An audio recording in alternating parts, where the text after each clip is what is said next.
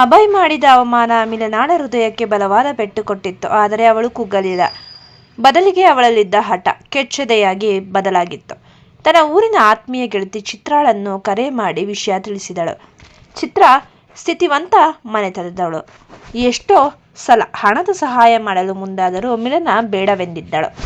ಆದರೆ ಇಂದು ತನ್ನ ಸ್ವಾಭಿಮಾನ ಉಳಿಸಿಕೊಳ್ಳಲು ಚಿತ್ರ ನೀಡಿದ ಹಣವನ್ನು ಪಡೆದು ತಾನೇ ಆರಿಸಿಕೊಂಡ ಅತ್ಯುತ್ತಮ ಡ್ರೆಸ್ಸುಗಳನ್ನು ಖರೀದಿಸಿದಳು. ಮರುದಿನ ಬೆಳಿಗ್ಗೆ ಆಫೀಸ್ನ ಗೇಟ್ನ ಬಳಿ ಒಂದು ಆಕರ್ಷಕ ಹೆಜ್ಜೆ ಸದ್ದು. ಮಿಲನ ಆಫೀಸ್ ಒಳಗೆ ಕಾಲಿಟ್ಟಾಗ ಅಲ್ಲಿನ ಇಡೀ ವಾತಾವರಣವೇ ಸ್ತಬ್ಧವಾಯಿತು. ಅವಳು ಧರಿಸಿದ್ದು ಕಡು ನೀಲಿ ಬಣ್ಣದ ಲಾಂಗ್ ಸ್ಕರ್ಟ್ ಮತ್ತು ಅಚ್ಚ ಬಿಳಿಯ ಶರ್ಟ್.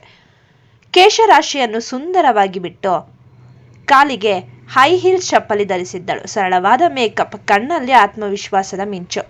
ಅವಳು ಅಷ್ಟು ಸ್ಟೈಲಿಶ್ ಮತ್ತು ಕ್ಯೂಟ್ ಆಗಿ ಕಾಣುತ್ತಿದ್ದಳು ಎಂದರೆ ಅವಳನ್ನು ನೋಡಿದವರು ಕಣ್ಣು ಮಿಟುಕಿಸುವುದನ್ನು ಮರೆತರು. ತನ್ನ ಕ್ಯಾಬಿನ್ನಿಂದ ಹೊರಬಂದ ಅಭಯ್ ಮಿಲನಾಳನ್ನು ನೋಡಿ ಒಂದೇ ಸಮನೆ ನಿಂತಲ್ಲೇ ಜಡ್ಡುಗಟ್ಟಿ ಹೋದ. ಅವನಿಗೆ ತನ್ನ ಕಣ್ಣನ್ನೇ ನಂಬಲಾಗಲಿಲ್ಲ. ತಾನು ಕೊಡಿಸಿದ ದುಬಾರಿ ಡ್ರೆಸ್ಗಳನ್ನು ತಿರಸ್ಕರಿಸಿ ತನ್ನದೇ ಆಯ್ಕೆಯಲ್ಲಿ ಅಷ್ಟು ಸುಂದರವಾಗಿ ಕಾಣುತ್ತಿದ್ದಾಳೆ ಎಂಬುದು ಅವನ ಅಹಂಕಾರಕ್ಕೆ ಇಷ್ಟವಾಗಲಿಲ್ಲದಿದ್ದರೂ ಅವನ ಮನಸ್ಸು ಮಾತ್ರ ಅವಳ ಸೌಂದರ್ಯಕ್ಕೆ ಸೋತು ಹೋಗಿತ್ತು. ಅಭಯ್ ಮನಸ್ಸಿನಲ್ಲೇ, ಇವಳೇನಾ ನಿನ್ನೆ ಹಳೆಯ ಬಟ್ಟೆಯಲ್ಲಿ ಹಳ್ಳಿ ಹುಡುಗಿ ಹಾಗೆ ಕಾಣುತ್ತಿದ್ದ ಹುಡುಗಿ? ಆ ಕೂದಲು, ಆ ನಗು, ದೇವರೇ, ಇವಳನ್ನು ಹೀಗೆ ನೋಡುತ್ತಿದ್ದರೆ ನಾನು ನಾನಾಗಿ ಉಳಿಯಲ್ಲ. ಅವನಿಗೆ ತನ್ನನ್ನು ತಾನು ನಿಯಂತ್ರಿಸಿಕೊಳ್ಳಲು ಸಾಧ್ಯವಾಗಲಿಲ್ಲ. ಅವಳನ್ನು ಹತ್ತಿರ ಕರೆಯಲು ಯಾವುದಾದರೂ ಒಂದು ನೆಪ ಬೇಕಿತ್ತು. ಅಭಯ್ ಗತ್ತಿನಿಂದ, ಮಿಲನ, ಕ್ಯಾಬಿನ್ಗೆ ಬಾ. ಆ ಫೈಲ್ಸ್ನಲ್ಲಿ ಸಣ್ಣ ತಪ್ಪು ಇದೆ, ಅದನ್ನು ಸರಿಪಡಿಸು. ಮಿಲನ ಒಳಗೆ ಬಂದಳು. ಅಭಯ್ಗೆ ಈಗ ಫೈಲ್ ಮುಖ್ಯವಾಗಿರಲಿಲ್ಲ, ಅವಳ ಅಂದವನ್ನೇ ಆಸ್ವಾದಿಸಬೇಕಿತ್ತು. ಅವನು ಫೈಲ್ ನೋಡುವ ನೆಪದಲ್ಲಿ ಅವಳನ್ನೇ ತೀಕ್ಷ್ಣವಾಗಿ ನೋಡುತ್ತಿದ್ದ. ಮಿಲನ ಏನೋ ಹೇಳಲು ಮುಂದಾದಾಗ ಅವನು ಇದ್ದಕ್ಕಿದ್ದಂತೆ ಕುರ್ಚಿಯಿಂದ ಎದ್ದು ಅವಳ ಹತ್ತಿರ ಬಂದ.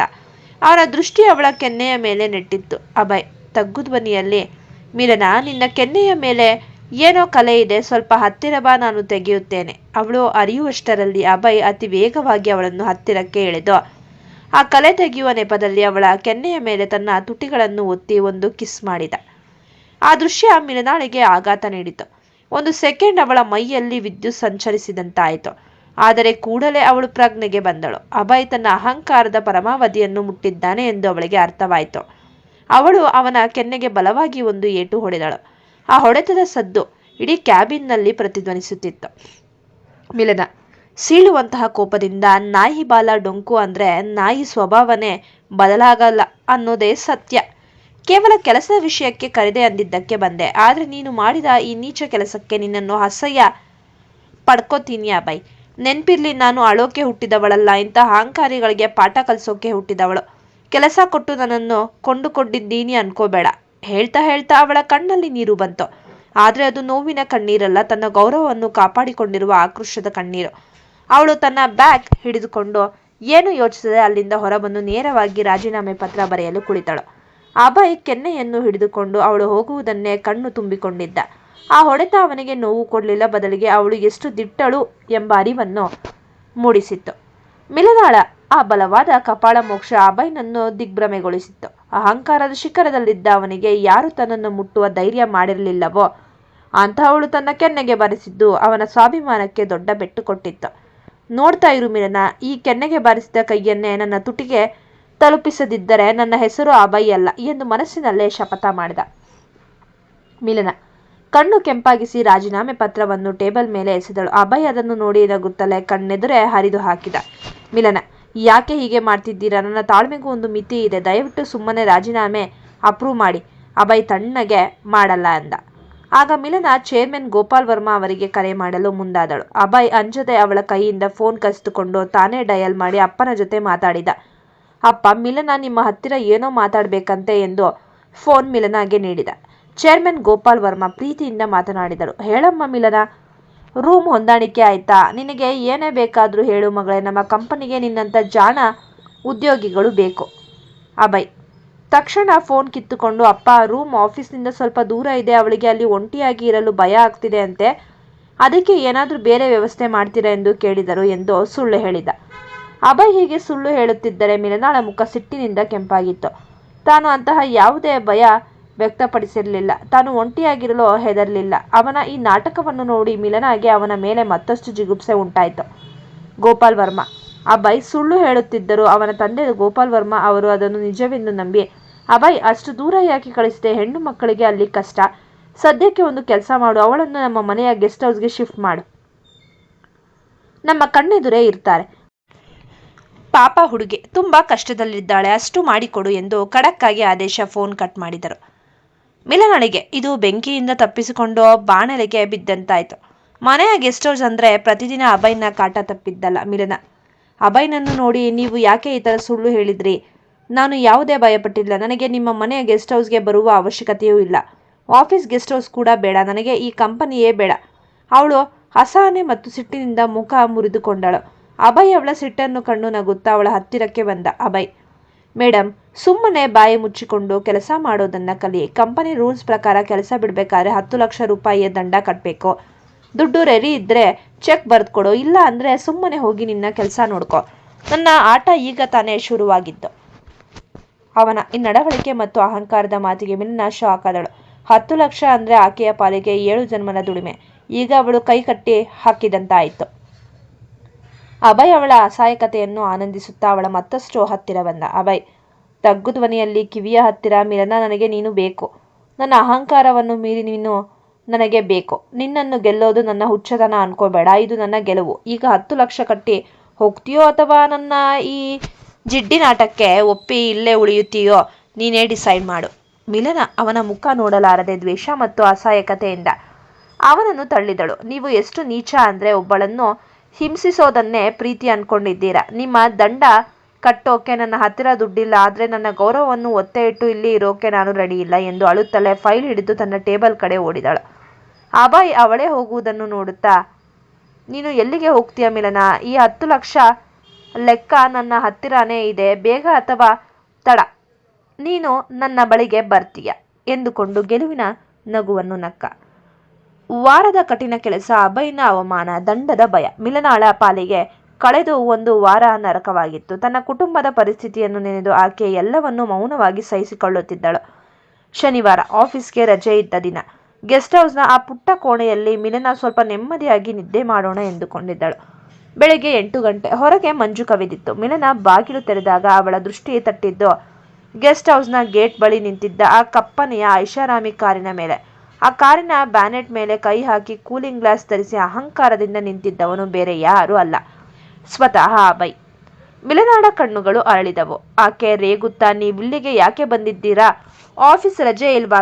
ಬೆಳಿಗ್ಗೆ ದೆವ್ವದ ಥರ ಯಾಕೆ ನನ್ನ ಬೆನ್ನತ್ತಿದ್ದೀರಾ ಎಂದು ಕಿರಿಚಿದಳು. ಅಭಯ್ ಅವಳ ಆ ಕಿರುಚಾಟವನ್ನು ಕೇಳಿ ತನ್ನ ತುಟಿಗಳ ಮೇಲೆ ಒಂದು ಕನ್ನಿಂಗ್ ಸ್ಮೈಲ್ ಮೂಡಿಸಿಕೊಂಡ. ಅವನು ನಿಧಾನವಾಗಿ ಅವಳ ಹತ್ತಿರ ಬಂದು ಗೇಟ್ ತಡೆದು ನಿಂತು, ಏನಮ್ಮ ಅಷ್ಟೊಂದು ಸಿಟ್ಟು? ಈ ವಾರವೆಲ್ಲ ನನ್ನ ಆಫೀಸ್ನಲ್ಲಿ ಕೆಲಸ ಮಾಡಿದ್ದಿ, ಎಲ್ಲ ಸ್ವಲ್ಪ ರಿಲ್ಯಾಕ್ಸ್ ಆಗಿ ಅಂತ ನಾನೇ ಸ್ವತಃ ನಿನ್ನನ್ನು ಪಿಕಪ್ ಮಾಡೋಕೆ ಬಂದಿದ್ದೀನಿ ಎಂದ. ಅಭಯ್ನ ಮಾತುಗಳಲ್ಲಿ ನೂರಾರು ಅರ್ಥಗಳಿದ್ದವು. ಅವನು ಸುಮ್ಮನೆ ಬಂದಿರಲಿಲ್ಲ. ಅವಳನ್ನು ಇನ್ನಷ್ಟು ಕೆಣಕಿ ಅವಳ ಸ್ವಾಭಿಮಾನವನ್ನು ಸಂಪೂರ್ಣವಾಗಿ ಮುರಿಯುವುದೇ ಅವನ ಆ ದಿನದ ಅಜೆಂಡಾ ಆಗಿತ್ತು. ಅಭಯ್ ಏನೂ ಮಾತನಾಡದೆ, ಮಿಲನ, ಇವತ್ತು ನಿನಗೆ ರಜೆ ಇದೆ ನಿಜ, ಆದರೆ ನಿನಗೆ ಕೆಲಸ ಕೊಡೋ ಬಾಸ್ ನಾನಲ್ವಾ? ಇವತ್ತು ನಾವು ಒಂದು ಕಡೆ ಹೋಗಬೇಕು. ನಾನು ಹೇಳಿದ್ದನ್ನು ಮಾಡಲೇಬೇಕು, ಇಲ್ಲಾಂದ್ರೆ ಗೊತ್ತಲ್ಲ 10 ಲಕ್ಷದ ಲೆಕ್ಕಾಚಾರ ಶುರುವಾಗುತ್ತೆ. ಮಿಲನ ಆತನನ್ನು ನೋಡಿ ಸಿಟ್ಟಿನಿಂದ, ನೀವು ಮನುಷ್ಯರೇನಾ? ಕೆಲಸದ ಸಮಯದ ಹೊರತಾಗಿಯೂ ನನ್ನ ವೈಯಕ್ತಿಕ ಸಮಯವನ್ನು ಕಸಿದುಕೊಳ್ಳೋಕೆ ನಿಮಗೆ ಯಾವ ಹಕ್ಕಿದೆ ಎಂದು ಕೇಳಿದಳು. ಅಭಯ್ ಅವಳ ಹತ್ತಿರ ಬಂದು ತನ್ನ ಮುಖವನ್ನು ಅವಳ ಮುಖದ ಅತಿ ಹತ್ತಿರ ತಂದ. ಆ ಕಣ್ಣುಗಳಲ್ಲಿ ಆಕರ್ಷಣೆ ಇತ್ತು ಅಥವಾ ದ್ವೇಷವೂ ಅವಳಿಗೆ ಅರ್ಥವಾಗಲಿಲ್ಲ. ಅಭಯ್ ತಗ್ಗು ಧ್ವನಿಯಲ್ಲಿ, ನನ್ನ ಪ್ರತಿಯೊಂದು ಅಣತಿಯು ನಿನಗೆ ಕೆಲಸವಾಗಿ ಕಾಣಿಸುತ್ತೆ, ಆದರೆ ನನಗೆ ಅದೊಂದು ನೆಪ. ನಿನ್ನನ್ನು ನನ್ನ ಹತ್ತಿರ ಇಟ್ಕೋಬೇಕು ಅಷ್ಟೆ. ಈಗ ಸುಮ್ಮನೆ ಬಟ್ಟೆ ಬದಲಾಯಿಸಿಕೊಂಡು ಬಾ, ಇಲ್ಲ ಅಂದ್ರೆ ಬಟ್ಟೆ ಬದಲಾಯಿಸೋಕೋ ನಿನಗೆ ಟೈಮ್ ಕೊಡೋಲ್ಲ. ಹೀಗೆಯೇ ನಿನ್ನನ್ನು ಕಾರಿಗೆ ಎಳೆದು ಹಾಕ್ತೀನಿ. ಅಭಯ್ ಮಿಲನಾಗೆ ಕೊಟ್ಟಿದ್ದ ಡ್ರೆಸ್ಸಿಂಗ್ ಟೈಮ್ ಮುಗಿಯಿತು. ಅನಿವಾರ್ಯವಾಗಿ ಮಿಲನ ಒಂದು ಸಾದಾ ಆದರೆ ಆಕರ್ಷಕವಾದ ಸಲ್ವಾರ್ ಧರಿಸಿ ಕಾರು ಹತ್ತಿದ್ದಳು. ಅಭಯ್ ಅವಳನ್ನು ತನ್ನ ಕ್ಲೋಸ್ ಫ್ರೆಂಡ್ಸ್ ರೋಹನ್ನ ಬರ್ತ್ಡೇ ಪಾರ್ಟಿಗೆ ಕರೆದುಕೊಂಡು ಹೋದ. ಅಸಲಿಗೆ ಅಭಯ್ಗೆ ಮಿಲನಾಗೆ ಅವಮಾನ ಮಾಡಬೇಕು ಎಂಬ ಉದ್ದೇಶ ಅಷ್ಟೊಂದು ಇರಲಿಲ್ಲ. ಆಕೆ ತನ್ನ ಕಣ್ಣೆದುರೇ ಇರಬೇಕು, ಅವಳೊಂದಿಗೆ ಒಂದಷ್ಟು ಸಮಯ ಕಳಿಬೇಕು. ಇದೇ ಅವನ ಅಂತರಂಗದ ಗುಪ್ತ ಆಸೆ. ಪಾರ್ಟಿಯಲ್ಲಿ ಸಿರಿವಂತರು, ಮಾಡೆಲ್ಗಳು, ಉದ್ಯಮಿಗಳ ದಂಡೆ ಇತ್ತು. ಅಭಯ್ ತನ್ನ ಕೈಯಲ್ಲಿ ಮಿಲನಾಳ ಕೈ ಹಿಡಿದು ಒಳಗೆ ಕರೆದುಕೊಂಡು ಹೋದ. ಎಲ್ಲರ ದೃಷ್ಟಿ ಇವರತ್ತ ನೆಟ್ಟಿತ್ತು. ಅಭಯ್ ಪಕ್ಕದಲ್ಲಿ ಒಬ್ಬ ಸಾಮಾನ್ಯ ಹುಡುಗಿಯನ್ನು ನೋಡಿ ಕೆಲವರಿಗೆ ಅಚ್ಚರಿಯಾದರೆ ಇನ್ನು ಕೆಲವರಿಗೆ ಅಸಹ್ಯವಾಯಿತು. ಅಭಯ್ನ ಸ್ನೇಹಿತ ರೋಹನ್ ಅತಿಯಾದ ಮದ್ಯದ ಅಮಲಿನಲ್ಲಿ ಬಂದಿದ್ದ. ಅಭಯ್ ಜೊತೆ ಇದ್ದ ಮಿಲನಾಳನ್ನು ನೋಡಿ ತಕ್ಷಣ ಜೂಲಿಯನ್ ತನ್ನ ಕೆಟ್ಟ ಮನಸ್ಥಿತಿಯನ್ನು ಹೊರಹಾಕಿದ. ರೋಹನ್ ವ್ಯಂಗ್ಯವಾಗಿ ನಗುತ್ತಾ, ಅಭಯ್, ನೀನು ಸಿಕ್ಕಾಪಟ್ಟೆ ಬದಲಾಗಿದ್ದೀಯ ಕಣೋ. ಇಂಥ ಹಳ್ಳಿಯ ಹುಡುಗಿಯರನ್ನು ಪಾರ್ಟಿಗೆ ಕರ್ಕೊಂಡು ಬರ್ತಿದ್ದೀಯ. ಇವಳಿಗೇನಾದ್ರೂ ವೇಟರ್ ಕೆಲಸ ಬೇಕಾದ್ರೆ ನಮ್ಮ ಮನೆಯಲ್ಲಿ ಇವಳಿಗೊಂದು ಕೆಲಸ ಕೊಡ್ತೀನಿ ಎಂದು ಎಲ್ಲರೂ ನಗುವಂತೆ ಜೋರಾಗಿ ಅಂದ. ಪಾರ್ಟಿಯಲ್ಲಿದ್ದವರೆಲ್ಲ ನಗಲಾರಂಭಿಸಿದರು. ಅಭಯ್ ಮುಖದಲ್ಲಿ ಆಶ್ಚರ್ಯ, ಅವಮಾನದ ಮಿಶ್ರಭಾವ. ಆದರೆ ಅವನು ಮಿಲನಾಳನ್ನು ರಕ್ಷಿಸಲು ಹೋಗಲಿಲ್ಲ. ಬದಲಿಗೆ ಆಕೆ ಏನು ಮಾಡುತ್ತಾಳೆ ಎಂದು ನೋಡಲು ಸುಮ್ಮನಿದ್ದ. ರೋಹನ್ ಮಾತುಗಳಿಗೆ ಮಿಲನಾಳ ಅಲ್ಲಾಡಲಿಲ್ಲ. ಆಕೆ ಒಂದು ಕ್ಷಣ ನಿಂತು ಜೂಲಿಯನ್ ಕಣ್ಣಿಗೆ ಕಣ್ಣಿಟ್ಟು ಗಂಭೀರವಾಗಿ ನೋಡಿದಳು. ಮಿಲನ ಸ್ಪಷ್ಟ ಮತ್ತು ಗಟ್ಟಿಯಾದ ಧ್ವನಿಯಲ್ಲಿ, ನೋಡಿ ಮಿಸ್ಟರ್ ರೋಹನ್, ವೇಟರ್ ಕೆಲಸ ಮಾಡೋದು ತಪ್ಪೇನಲ್ಲ, ಅದು ಪ್ರಾಮಾಣಿಕ ಕೆಲಸ. ಆದರೆ ಕಾಸಿನ ಬಲದಲ್ಲಿ ಬೇರೆಯವರನ್ನು ಕೀಳಾಗಿ ಕಾಣುವುದು ನಿಮ್ಮ ಮಾನಸಿಕ ಬಡತನದ ತೋರಿಸುತ್ತದೆ. ನಿಮ್ಮಂತಹ ಶ್ರೀಮಂತರಿಗೆ ಬೇರೆಯವರನ್ನು ಹೀಯಾಳಿಸೋ ಕಲೆ ಗೊತ್ತಿರ್ಬೋದು, ಆದರೆ ಮನುಷ್ಯರನ್ನು ಗೌರವಿಸೋ ಕಲೆ ಯಾರಿಗಾದ್ರೂ ಕಲಿಬೇಕು ಅಂದರೆ ಮೊದಲು ಸಂಸ್ಕಾರ ಕಲಿಯಿರಿ. ಪಾರ್ಟಿಯಲ್ಲಿ ಇದ್ದಕ್ಕಿದ್ದಂತೆ ಸ್ಮಶಾನ ಮೌನ ಆವರಿಸಿತು. ರೋಹನ್ನ ಮುಖ ಕಪ್ಪಾಯಿತು. ರೋಹನ್ ಸಿಟ್ಟಿನಿಂದ, ನೀನು ಯಾಕೆ ಇಷ್ಟೊಂದು ಮಾತಾಡ್ತಿದ್ದೀಯಾ? ನಾನು ಬೇಕಾದರೆ ಇವಾಗಲೇ ನಿನ್ನನ್ನು ಇಲ್ಲಿಂದ ಹೊರಗೆ ಹಾಕಿಸ್ತೀನಿ.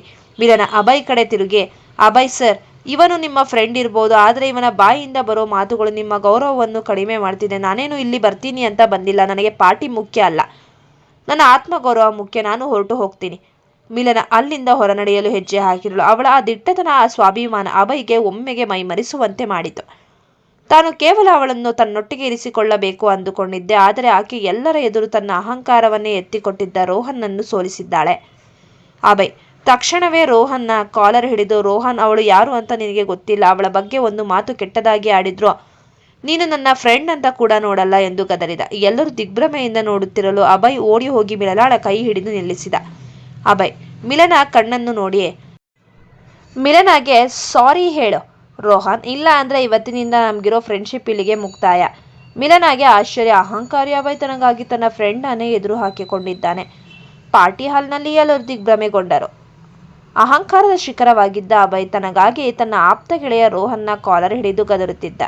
ಮಿಲನಾಗೆ ತನ್ನ ಕಣ್ಣನ್ನೇ ನಂಬಲಾಗ್ತಿರ್ಲಿಲ್ಲ. ಇಷ್ಟು ದಿನ ತನ್ನನ್ನು ನೋಯಿಸುತ್ತಿದ್ದ, ತನ್ನನ್ನು ಕೀಳಾಗಿ ಕಾಣುತ್ತಿದ್ದ ಅಭಯ್ ಈಗ ತನ್ನ ಪರವಾಗಿ ನಿಂತಿದ್ದಾನೆಂದರೆ ಅದು ನಿಜಕ್ಕೂ ಅಚ್ಚರಿಯೇ ಸರಿ. ರೋಹನ್ ಮುಖ ಕೆಂಪಗಾಯಿತು. 100 ಜನರ ಮುಂದೆ ತನ್ನ ಗೆಳೆಯನೇ ಹೀಗೆ ಮಾಡಿದ್ದಕ್ಕೆ ಅವನಿಗೆ ಸಿಟ್ಟು ಬಂತು. ಆದರೆ ಅಭಯ್ನ ಕಣ್ಣಲ್ಲಿ ಇದ್ದದ್ದು ಕೋಪವಲ್ಲ, ಮಿಲನಳನ್ನು ಯಾರಾದರೂ ನೋಯಿಸಿದ್ರೆ ಸಹಿಸಿಕೊಳ್ಳಲಾರದ ಒಂದು ರೀತಿಯ ಉಗ್ರ ಸ್ವರೂಪ. ಅಭಯ್ ಗಟ್ಟಿಯಾಗಿ, ರೋಹನ್, ಇವಳು ಯಾರು ಅಂತ ನಿನಗೆ ಗೊತ್ತಾ? ಇವಳನ್ನು ಅವಮಾನಿಸುವ ಯೋಗ್ಯತೆ ನಿನಗಿಲ್ಲ. ತಕ್ಷಣ ಸಾರಿ ಕೇಳು. ರೋಹನ್ ಅನಿವಾರ್ಯವಾಗಿ ತುಟಿ ಕಚ್ಚುತ್ತಾ, ಸಾರಿ ಮಿಲನ ಎಂದು ಅಲ್ಲಿಂದ ಕಾಲ್ಕಿತ್ತ. ಪಾರ್ಟಿಯಲ್ಲಿ ಇದ್ದವರು ಇವರ ದರ್ಬಾರ್ ನೋಡಿ ಸೈಲೆಂಟ್ ಆದ್ರು. ಮಿಲನ ಅಲ್ಲಿಂದ ಹೊರನಡೆಯಲು ಹೆಜ್ಜೆ ಹಾಕಿದಳು. ಅವಳ ದಿಟ್ಟತನದ ತಲೆ ಭಾಗದ ಸ್ವಾಭಿಮಾನ ಅಭಯ್ಗೆ ಮೊದಲ ಬಾರಿಗೆ ಅವಳ ಬಗ್ಗೆ ಗೌರವ ಮತ್ತು ಅಪಾರ ಸೆಳೆತವನ್ನು ತಂದಿತ್ತು. ಅವನ ಓಡಿ ಹೋಗಿ ಮಿಲನಾಳ ಕೈ ಹಿಡಿದು ನಿಲ್ಲಿಸಿದ್ದ. ಅಭಯ್ ಅವಳ ಕೈ ಹಿಡಿದು ದನಿ ತಗ್ಗಿಸಿ, ಮಿಲನ ಪ್ಲೀಸ್ ಹೋಗಬೇಡ, ನನ್ನ ಫ್ರೆಂಡ್ ಮಾಡಿದ್ದು ತಪ್ಪು, ಅದಕ್ಕೆ ನಾನು ಕ್ಷಮೆ ಕೇಳ್ತೀನಿ. ನೀನು ನನ್ನ ಜೊತೆ ಪಾರ್ಟಿಯಲ್ಲೇ ಇರಬೇಕು. ಮಿಲನ ಅವನ ಕೈಯನ್ನು ನಿಧಾನವಾಗಿ ಬಿಡಿಸಿಕೊಂಡು ಅವನ ಕಣ್ಣಲ್ಲಿ ಕಣ್ಣಿಟ್ಟು ನೋಡಿದಳು. ಮಿಲನ, ಅಭಯ್ ಸರ್, ಇವತ್ತು ನೀವು ನನಗೆ ಸಪೋರ್ಟ್ ಮಾಡಿದ್ದು ನೋಡಿ ನನಗೆ ಖುಷಿಯಾಯಿತು. ಆದರೆ ನನ್ನನ್ನು ನೀವು ಯಾವ ರೀತಿ ನೋಡ್ತೀರಾ ಅನ್ನೋದು ಮುಖ್ಯ. ನಾನು ಬರೀ ನಿಮ್ಮ ಆಫೀಸ್ನ ಸೇವಕಿ ಅಲ್ಲ, ಒಂದು ಮನುಷ್ಯ ಜೀವ. ಇದನ್ನು ನೀವು ಅರ್ಥ ಮಾಡಿಕೊಂಡರೆ ಅಷ್ಟೇ ಸಾಕು. ಅಭಯ್ಗೆ ಏನು ಹೇಳಬೇಕೆಂದು ತಿಳಿಯಲಿಲ್ಲ. ಅವಳ ಆ ಮಾತುಗಳಲ್ಲಿ ಅಹಂಕಾರ ಇರಲಿಲ್ಲ, ಬದಲಿಗೆ ಸತ್ಯ ಇತ್ತು. ಅವನು ಏನು ಹೇಳಲು ಬಂದು ಸುಮ್ಮನಾದ. ಮಿಲನ ತನಗೆ ಸಿಕ್ಕಿದ್ದ ಗೌರವವನ್ನೇ ಉಳಿಸಿಕೊಂಡು ಅಲ್ಲಿಂದ ಹೊರಬಂದು ಮನೆಗೆ ಹೋಗಲು ಟ್ಯಾಕ್ಸಿ ಹಿಡಿದಳು. ಪಾರ್ಟಿ ಮುಗಿದ ನಂತರ ಅಭಯ್ ತನ್ನ ಕಾರಿನಲ್ಲೇ ಒಬ್ಬನೇ ಕುಳಿತಿದ್ದ. ರೋಹನ್ ತನ್ನ ಫ್ರೆಂಡ್ಶಿಪ್ ಕಳೆದುಕೊಂಡಿದ್ದಕ್ಕೆ ಅವನಿಗೆ ದುಃಖವಿರಲಿಲ್ಲ, ಬದಲಿಗೆ ಮಿಲನಳನ್ನೇ ಅತಿಯಾಗಿ ಮಿಸ್ ಮಾಡಿಕೊಳ್ಳುತ್ತಿದ್ದ. ಅಭಯ್ ಮನಸ್ಸಿನಲ್ಲಿ, ಯಾಕೆ ಹುಡುಗಿ ನನ್ನ ಇಡೀ ಜಗತ್ತನ್ನೇ ಬದಲಾಯಿಸುತ್ತಿದ್ದಾಳೆ. ಆಫೀಸ್ನಲ್ಲಿ ನಾನು ಅವಳನ್ನು ಎಷ್ಟು ಹಿಂಸಿಸಿದರೂ ಅವಳು ನನ್ನ ಮೇಲೆ ದ್ವೇಷ ಸಾಧಿಸೋ ಬದಲಿಗೆ ಸತ್ಯವನ್ನೇ ಹೇಳ್ತಿದ್ದಾಳೆ. ಅವಳ ಕಣ್ಣಲ್ಲಿರೋ ಆ ಶಕ್ತಿ, ಅದು ನನ್ನ ಅಹಂಕಾರವನ್ನೇ ಕರಗಿಸುತ್ತಿದೆ. ನಾನು ಅವಳನ್ನು ಪ್ರೀತಿಸುತ್ತಿದ್ದೇನಾ? ಇಲ್ಲ ಅವಳೇ ನನ್ನ ಬದುಕಿನ ಭಾಗವಾಗುತ್ತಿದ್ದಾಳ? ಅವನಿಗೆ ತಾನು ಮಿಲನಾಗೆ ಕೊಡುವ ಕಠಿಣ ಕೆಲಸಗಳೆಲ್ಲವೂ ಈಗ ಅವನಿಗೆ ಶಿಕ್ಷೆಯಾಗಿ ಕಾಣ್ತಿತ್ತು. ನಾಳೆ ಆಫೀಸ್ಗೆ ಹೋದರೆ ಅವಳ ಮುಖವನ್ನು ಹೇಗೆ ನೋಡಬೇಕು, ಅವಳನ್ನು ಮತ್ತೆ ಹೇಗೆ ಟಾರ್ಚರ್ ಮಾಡಲಿ ಇವೆಲ್ಲ ಅವನಿಗೆ ಈಗ ಅರ್ಥವಾಗುತ್ತಿರಲಿಲ್ಲ. ಅಭಯ್ನ ಪ್ರೀತಿ ಈಗ ಅಹಂಕಾರದ ಮುಖವಾಡದ ಹಿಂದೆ ಬಚ್ಚಿಟ್ಟುಕೊಂಡಿದ್ದ ಒಂದು ಸುಂದರ ನೋವಾಗಿ ಪರಿವರ್ತನೆಗೊಂಡಿತ್ತು.